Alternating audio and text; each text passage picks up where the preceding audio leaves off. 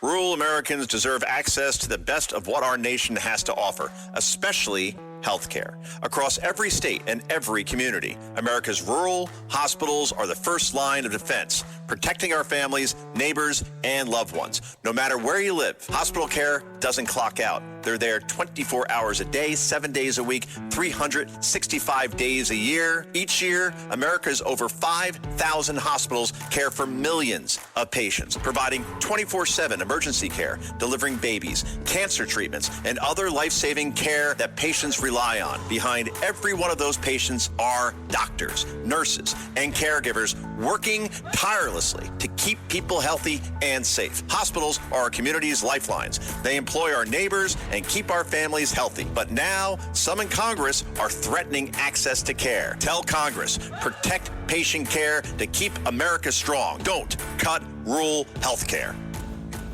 The Rush Hour with James Golden. Entertaining and informative. On the Red Apple Podcast Network.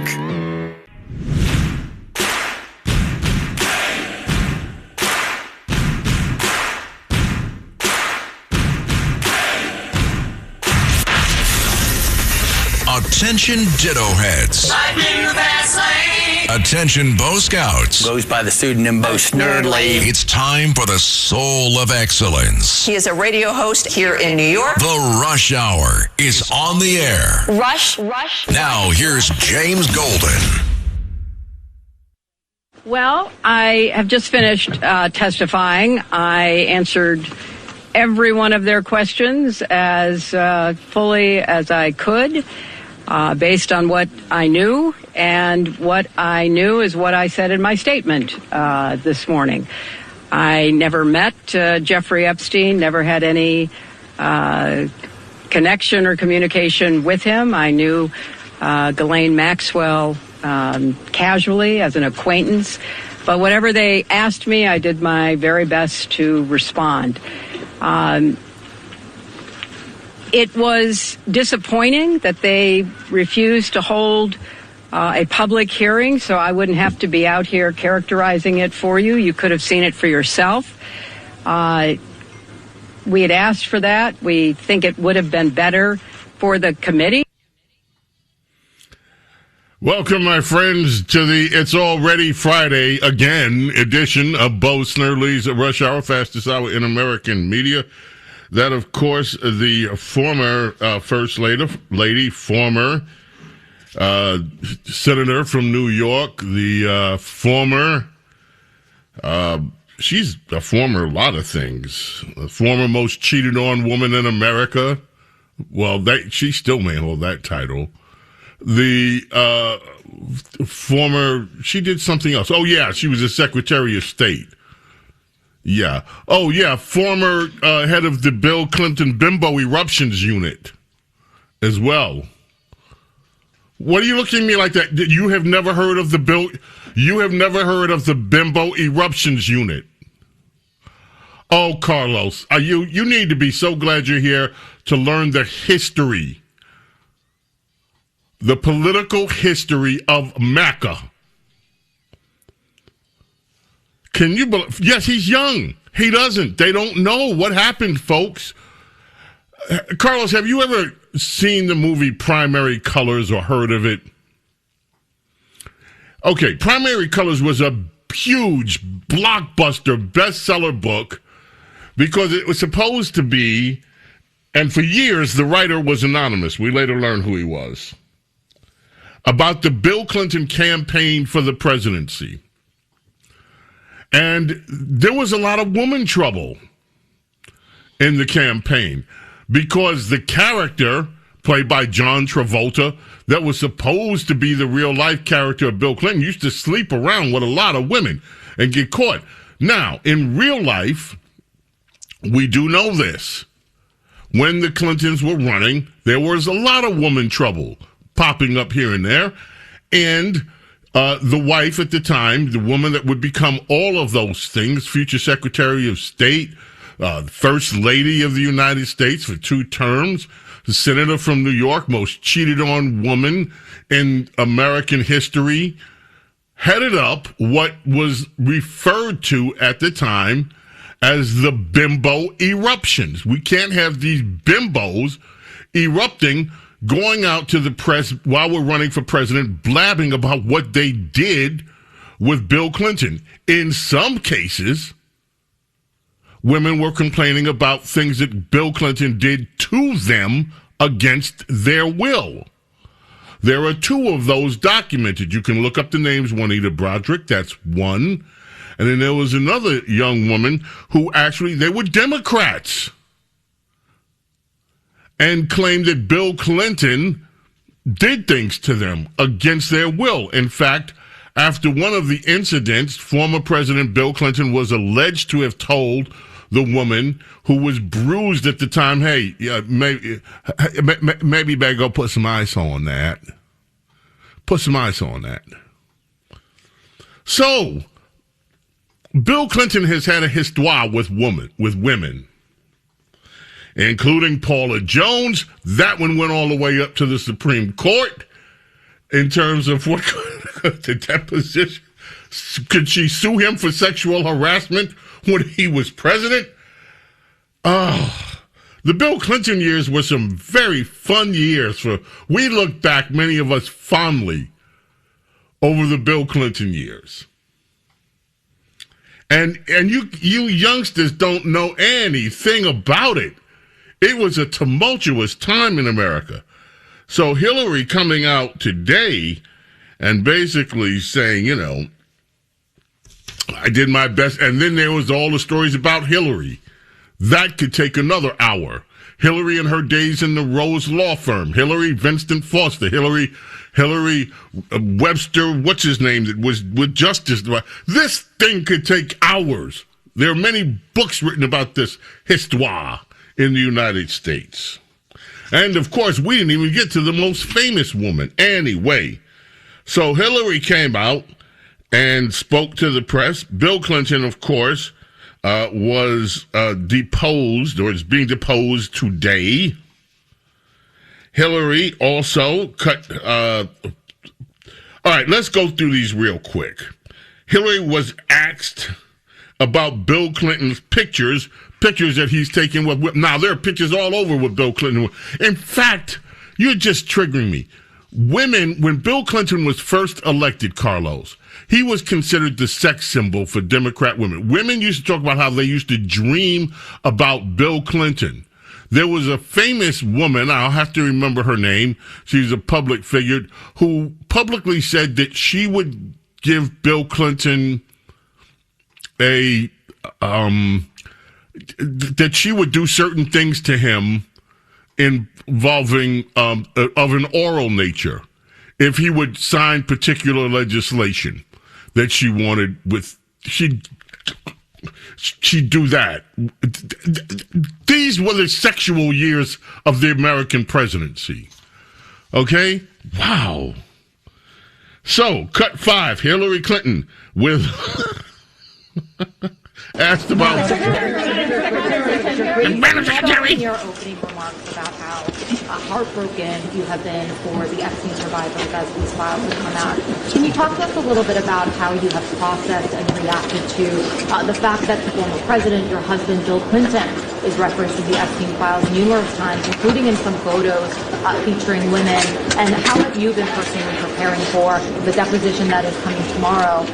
Are you 100% confident that there isn't anything that the former president knows about Epstein's crimes? I am, and I think the chronology of the connection that he had with Epstein ended several years before anything about Epstein's criminal activities came to light, and that he was charged and sadly given a sweetheart deal, which, as I said in my statement, had that not happened, perhaps his predatory behavior could have been stopped earlier. But I think it is fair to say that the vast majority of people who had contact with him before his criminal pleas in 2008 were like most people. They did not know what he was doing. And I think that that is exactly what my husband will testify to tomorrow. Did you see the clever way she tried to... It's Epstein. Oh, Epstein, like she doesn't really know his name. Come on, Hillary. Give me a break. Okay. Hillary Clinton also was asked about Ghislaine Maxwell going to her daughter's wedding. Cut 6. And here's that little bit of stuff. Can I ask, why was Ghislaine Maxwell invited to her daughter Chelsea Clinton's wedding in 2010? She'd already been mentioned in a civil lawsuit by Virginia Giuffre before that. Jeffrey Epstein had already been convicted before that. She came as the +1, the guest of someone who was invited. Thank you, everybody. Thank you all. Thank you. I'm not doing any more questions on this crap. Oh, we play that out of order because she was also before. That was the last question. Hillary's like, okay, they're asking about Ghislaine and Chelsea. I got to get out of here. But before that, she also says she was asked about UFOs and other stuff by the committee. Cut 4, Hillary Clinton's presser. It then got, at the end, quite unusual because I started being asked about UFOs and a series of questions about Pizzagate, one of the most vile, bogus conspiracy theories that was propagated on the internet, that was serving as the basis of a member's questions to me. So I can only say that the best exchange that I had came at the very end. Okay, it was Nina Burley. That was the woman. I'm going to quote this, and please don't get mad. I'm quoting from a news article. Nina Burley, she was a former reporter. And this is Nina Burley, and this is what she told Howard Kurtz about her feelings regarding Bill Clinton. This is from 1998. Quote, I would be happy to give him, Bill Clinton, a blowjob just to thank him for keeping abortion legal. I think American women should be lining up their presidential knee pads to show their gratitude for keeping the theocracy off our backs. She was a contributor to Time magazine and a former reporter. That is what she told the Washington Post, Howard Kurtz, at the time. She would be happy to give him a BJ, and she thinks other women should be lining up, getting on their knees to do the same to Bill Clinton. These were during the Clinton years. Now, Bill Clinton testified today. Let us take a break now. He was deposed today. Let us take a break, ladies and gentlemen, so we have some time to spend with that. James Golden Snerdley, fastest hour in American media. We'll be right back. Don't go away. Rush. This is The Rush Hour with James Golden. Bo Snerdley.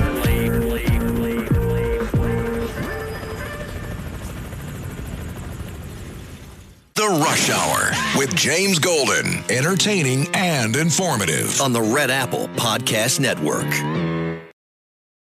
Rural Americans deserve access to the best of what our country has to offer, especially health care. Across every state, every community, America's rural hospitals are the first line of defense, protecting our families, neighbors, and loved ones. No matter where you live, hospital care doesn't clock out. They're there 24 hours a day, 7 days a week, 365 days a year. Each year, America's over 5,000 hospitals care for millions of patients, providing 24/7 emergency care, delivering babies, cancer treatments, and other life-saving care that patients rely on. Behind every one of those patients are doctors, nurses, and caregivers working tirelessly to keep people healthy and safe. Hospitals are our community's lifelines. They employ our neighbors and keep our families healthy. But now, some in Congress are threatening access to care. Tell Congress, protect patient care to keep America strong. Don't cut rural health care.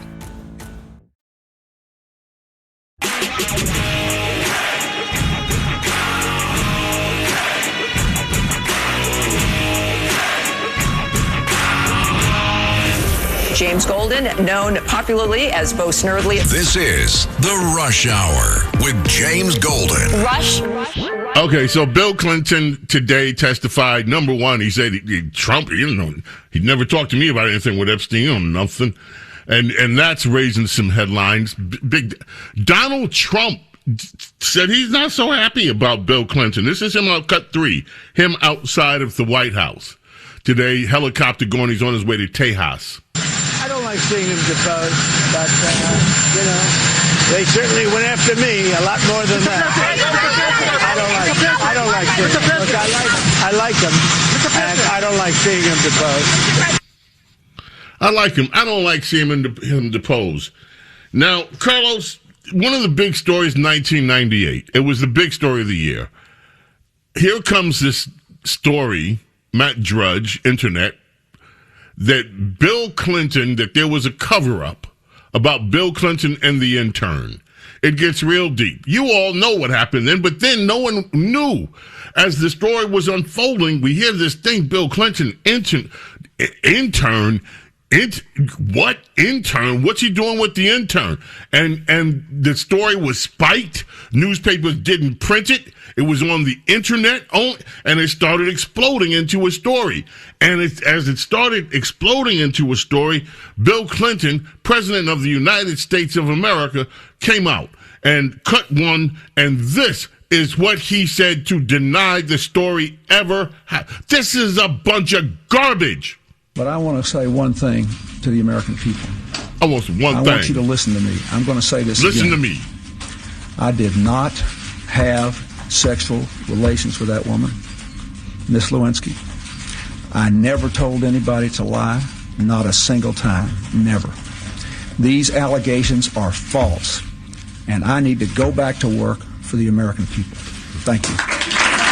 He turned his back on the questions. Right. You tell him, Bill.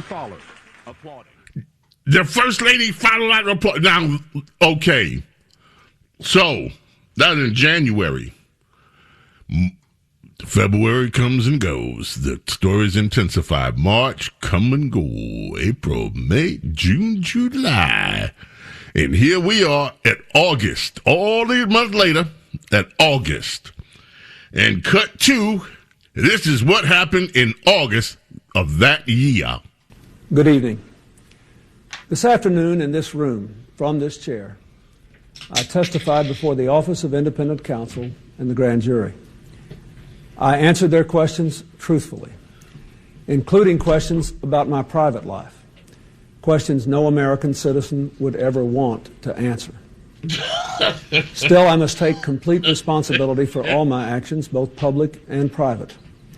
And that is why I'm speaking to you tonight. As you know, in a deposition in January, I was asked questions about my relationship with Monica Lewinsky. While my answers were legally accurate, I did not volunteer information. Indeed, I did have a relationship with Ms. Lewinsky that was not appropriate. In fact, it was wrong. It constituted a critical lapse in judgment and a personal failure on my part for which I am solely and completely responsible. But I told the grand jury today, and I say to you now, that at no time did I ask anyone to lie, to hide or destroy evidence, or to take any other unlawful action. I know that my public comments and my silence about this matter gave a false impression. I misled people, including even my wife. My wife. I deeply regret it. Yeah, those were the days, my friends. We thought they would end, and they did. But Bill Clinton again deposed and said, I did not have sex with any of them women. And I did not ask anybody to lie for me either. Well, I'm not sure if that's what he said. We'll be right back. The Rush Hour with James Golden. Entertaining and informative. On the Red Apple Podcast Network.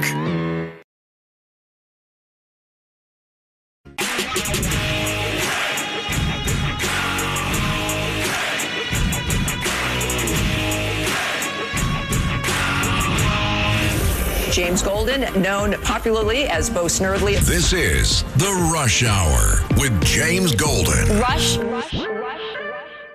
Bo Snerdley with you now. Bill Clinton.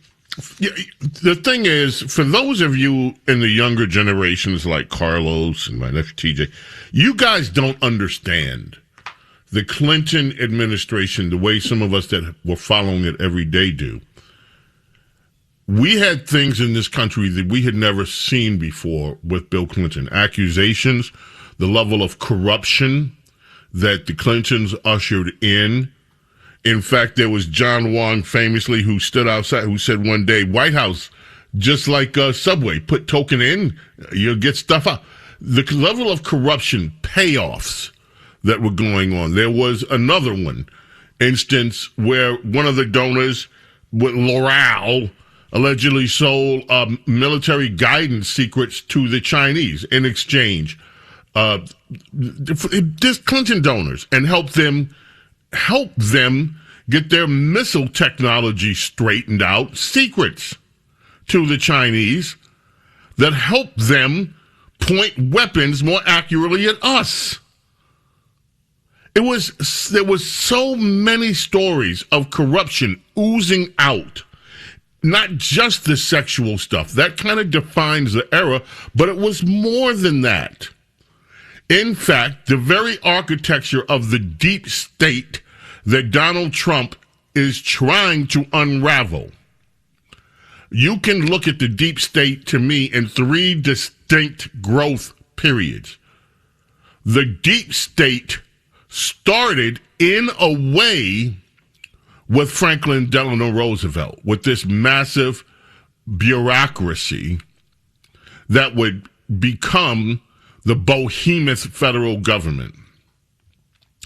Lyndon Johnson grew it during the 60s with his so-called Great Society.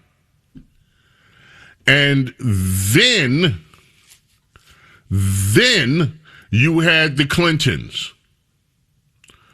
And the Clintons, Princess Diana just said something I find amazing, made China a world power by selling American secrets to China.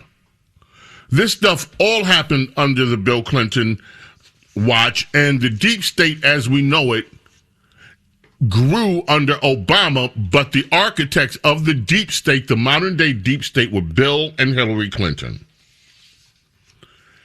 So there's a lot of history to unpack there. Anyway, I want to move on to a few other matters today, including some things that liberals claim don't happen. Here's a report that comes to us from, of all places, Alabama. Alabama. Little town in Alabama. And I want you to listen. This is Cut 10. Fox 10 down there in Alabama had this local report. I want you to listen to this carefully. First tonight, voter fraud allegations rocking a small town in South Alabama. 3 people arrested accused of filling out bogus absentee ballots. That's a story we broke on all of our digital platforms this afternoon. Our Natalie Williamson has your late reporting from Frisco City in Monroe County. Natalie, the accusations are related to last year's municipal election there. That's right, Lenise and Cameron. The 3 women were arrested today for voter fraud in connection to the Frisco City municipal election last August. This big development follows a lawsuit that was filed, which also alleges wrongdoing in the August election. Tonight, election cheating allegations in small-town Alabama. 3 women accused of rigging a bunch of absentee ballots. Court documents filed today in Monroe County reveal a grand jury indicted 67-year-old Sharon Denson, 46-year-old Samantha Kiles, and 59-year-old Sarah Bennett for illegally filling out and submitting ballots during the Frisco City municipal election in August of 2025. Those same records show Denson changed 7 people's ballots. Kiles altered 4 people's ballots, and Bennett changed 9 people's ballots. The criminal charges follow a civil lawsuit that was filed last September by former Frisco City Mayor Alan Lang, who lost the August election. In it, Lang is challenging the vote count, saying 131 illegal absentee ballots were counted, which changed the results. According to the lawsuit, 85 people falsely claimed they would work a 10-hour shift on Election Day to justify voting absentee. 33 people claimed they were physically disabled and couldn't vote in person, and at least 13 people who didn't live in the town voted. The Alabama AG's office says the 3 suspects arrested today are facing a total of 17 counts of ballot harvesting and 20 counts of unlawful use of an absentee ballot. This case is being prosecuted by the Special Prosecution Division for the State Attorney General. In Frisco City, Natalie Williamson, Fox 10. Now, folks, this is a small town. You never even heard of it. Most of you in this vast and ever-growing listening audience, I dare say, never even heard of the small town of Frisco, or whatever it is, Frisco, Alabama. Probably couldn't point it out. Somebody put the map of Alabama. You couldn't go and just put your finger on where this town is. Never heard of it. Little, small town. And yet you have over allegedly a scheme involving what? Absentee ballots. People pretending that they need them when they don't, and then being able. Then you have 3 other people changing ballots that are harvested. Now, if this can happen in a municipal election, a small, little municipal election, and it is alleged that enough votes were changed to affect the outcome of the election. If these people can do this in a little small town, what do you think is happening in big cities where you have millions of ballots that are collected and harvested absentee? What do you think the possibility? Do you think that this is just the isolated incident that these people in this little small town in Alabama, never heard of it, which Alabama, figured out how to cheat in the election, but nobody else in the country has figured this out? Do you think this is just some kind of isolated incident? This is why we need the SAVE Act. This is why you need voter IDs to match up what people who say they are before, and they go to the polls themselves, and we get rid of this system that is designed to cheat. This is absurd that this happens, and everybody's okay with it. Now, speaking of voter ID, the night of the State of the Union on Fox News Channel, they had a panel. On this panel, there happened to be 2 black people. The rest of them were not people of color. And so one of the young men of color, of not color, young guy, looking, pretty much like the Democrat, version of the, I don't want to call him a pajama boy because he didn't exactly look like a pajama boy, but he was one of the young, nerdy white guys telling black people how dumb they are because they can't figure out how to vote. He's doing it nicely. He's doing it out of his altruistic good heart. These poor, stupid people can't figure out how to get ID. We got to help them. They're just stupid. They can't. I mean, he didn't say it. Knows. In fact, instead of me describing it, why don't we listen together? Cut 12 to this panel discussing voter ID. The first is this young, liberal young man who's just full of good intentions. The SAVE Act is very likely more aimed at voter suppression and at keeping key demographics that the Republican Party does not want voting to not show out and vote.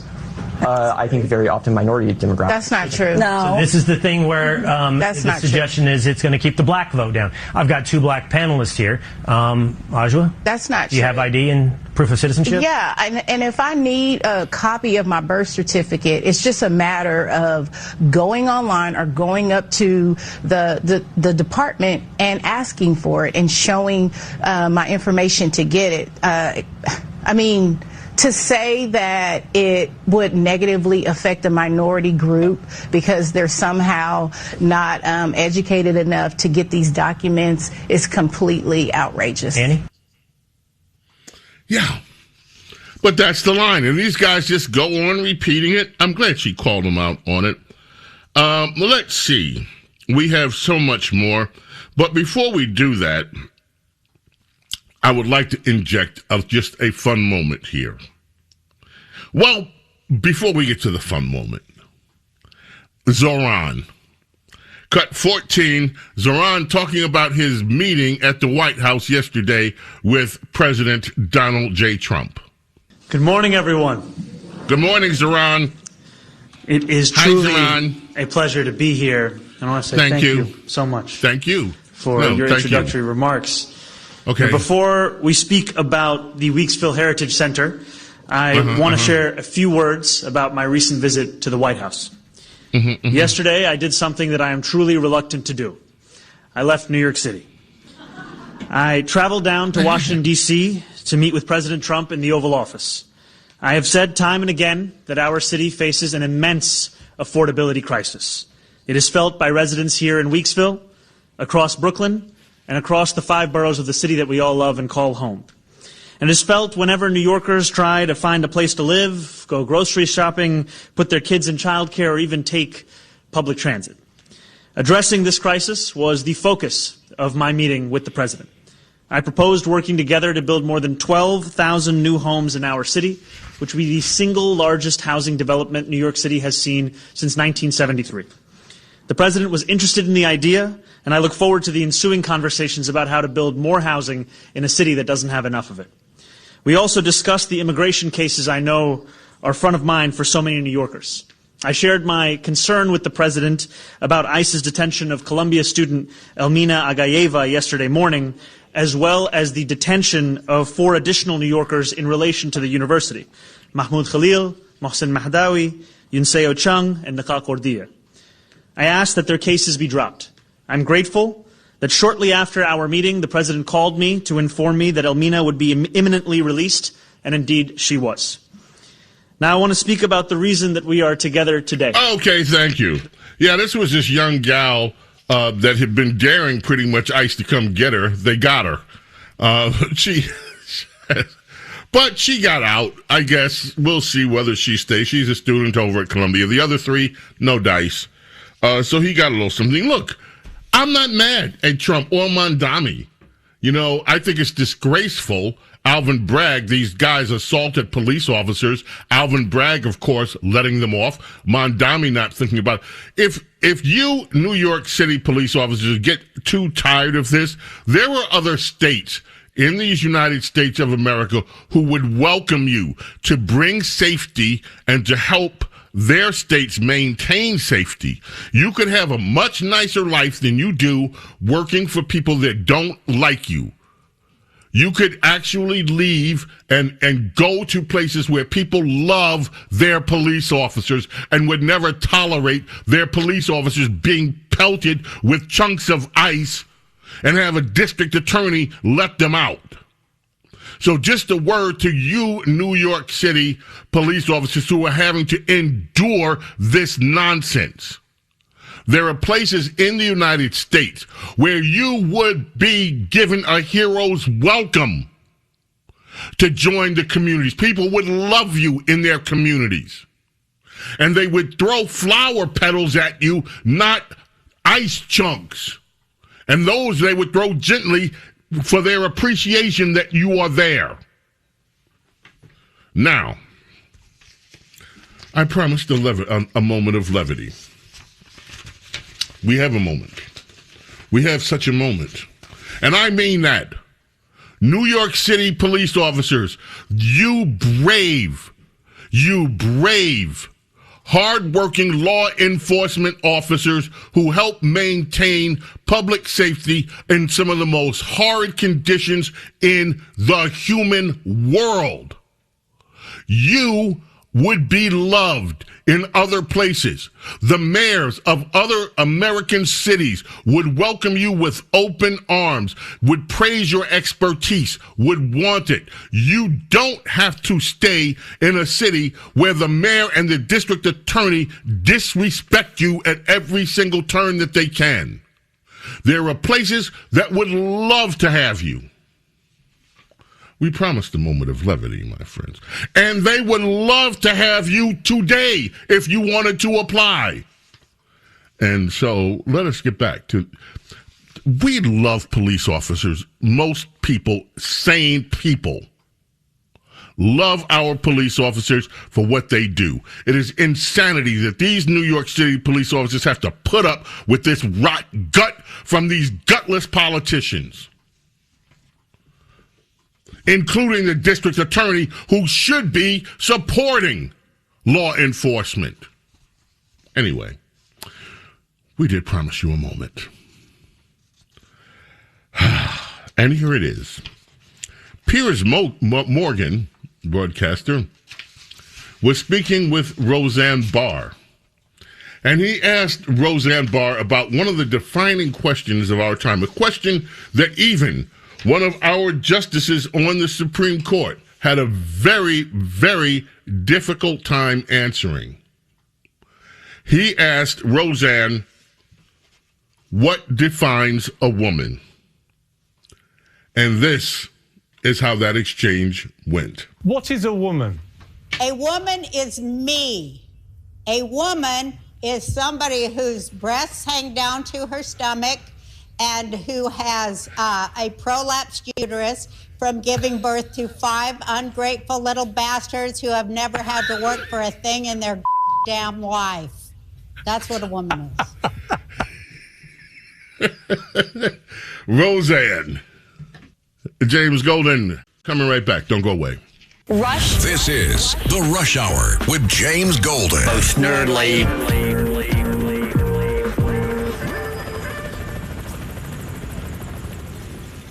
The Rush Hour with James Golden. Entertaining and informative. On the Red Apple Podcast Network. Faraday presenta Ojos con Alergia y Picazón contra el jardinero. Y el ganador es Faraday Extra Fuerte. Para aliviar la picazón de los ojos por alergia, actúa más rápido y supera a Claritin y Flonase aún a las 24 horas. Faraday, adelante.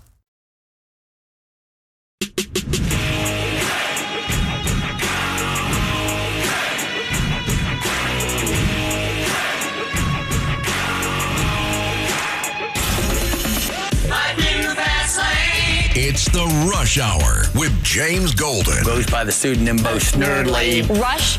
Now, here's James Golden. Yeah, early voting ends in Texas, so we're going to know pretty soon what's going on. It won't be too much longer with this Jasmine Crockett race. She kicked out a reporter from The Atlantic. It's so funny. There's other stuff we get to tomorrow. Meanwhile, ladies and gentlemen, anniversary of What a Fool Believes by the Doobie Brothers, winning the Grammy for the Album of the Year back in 1980. Billy Joel's 52nd Street also was a huge winner, Album of the Year. I Will Survive by Gloria Gaynor. Disco. That category must be gone. We got to go. James Golden, Bo Snerdley. May God bless, protect each and every single one of you, your family, your loved ones. Love and gratitude for your being here with me, allowing me to be with you. God willing, we are back in the morning for the extravaganza. Hope you're there with us. In the meantime, my friends, I bid you adieu. Bye. Thanks for listening to Bo Snerdley's Rush Hour. You can hear Bo Snerdley's Rush Hour weekdays at 4 on 77 WABC. If you like the podcast, share it with your friends and listen anytime at WABCRadio.com and download the WABC Radio app. Hit that subscribe button on all major podcast platforms. Plus, follow WABC on social, on Instagram, TikTok, Facebook, and X. See you next time for a new episode, so you never have to wonder. What the heck is going on here?